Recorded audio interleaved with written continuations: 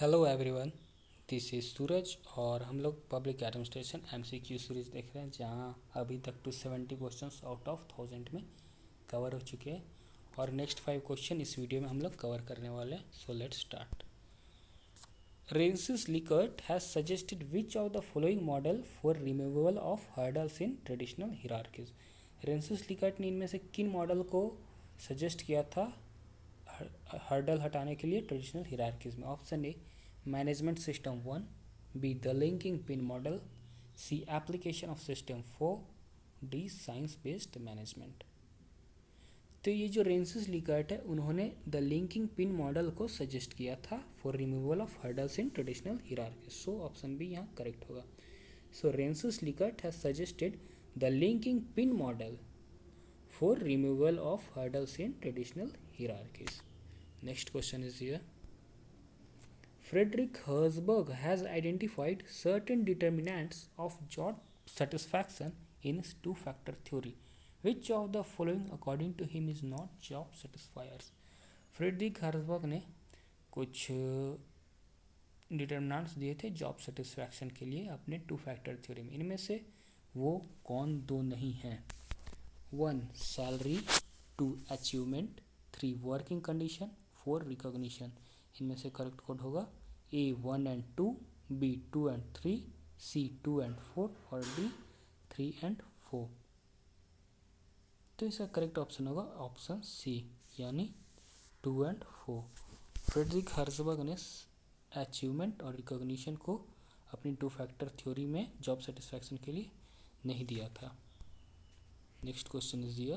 Which one of the following books of M.P. Follett was edited by Metcalfe and Urwick after the death of M.P. Follett? M.P. Follett के death के बाद किस book को edit किया था मेटकैल्फ and उर्विक ने? तो इसका करेक्ट ऑप्शन होगा option A creative experience, B new state, C dynamic administration और D the speaker of the house of representative. तो ये जो बुक है creative experience, new state, the speaker of the house of representative, ये सारे book publish हुए थे when MP Follett was there. और यहाँ सिर्फ जो डायनामिक एडमिनिस्ट्रेशन बुक है इसमें इसे एडिट किया था मेटकैल्फ एंड उर्विक ने एमपी फॉलेट के डेथ के बाद. So next question is here. Which one of the following is not an independent regulatory commission in India?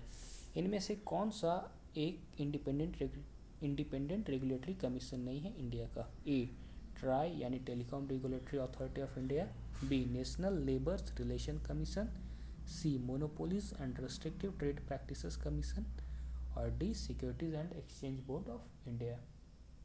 तो इनमें से जो सिर्फ ऑप्शन बी यानी नेशनल लेबर रिलेशन कमीशन यही है जो सिर्फ इन ऑप्शन में से इंडिपेंडेंट रेगुलेटरी कमीशन नहीं है. बाकी ये तीनों यानी TRAI, monopolies and restrictive trade practices commission and SEBI यानी security and exchange board of India, ये सब इंडिपेंडेंट रेगुलेटरी कमीशन है.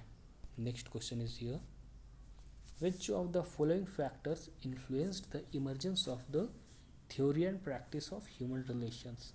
इनमें से किन फैक्टर की वजह से ह्यूमन रिलेशन का उदय हुआ था थ्योरी एंड प्रैक्टिस में? 1 class antagonisms, 2 reaction to terrorism, 3 economic depression, 4 backward material and cultural aspirations of workers. Select correct codes. Option A 2 and 4, B 1, 2 and 3, C 2, 3 and 4 और D 1, 2, 3 and 4 यानी all of these. तो जो factor थे responsible for the emergence of the theory and practice of human relation वो थे 1, 2 and 3 यानी option B is correct. देख लेते क्या क्या था. Class antagonism, reaction to terrorism and economic depression.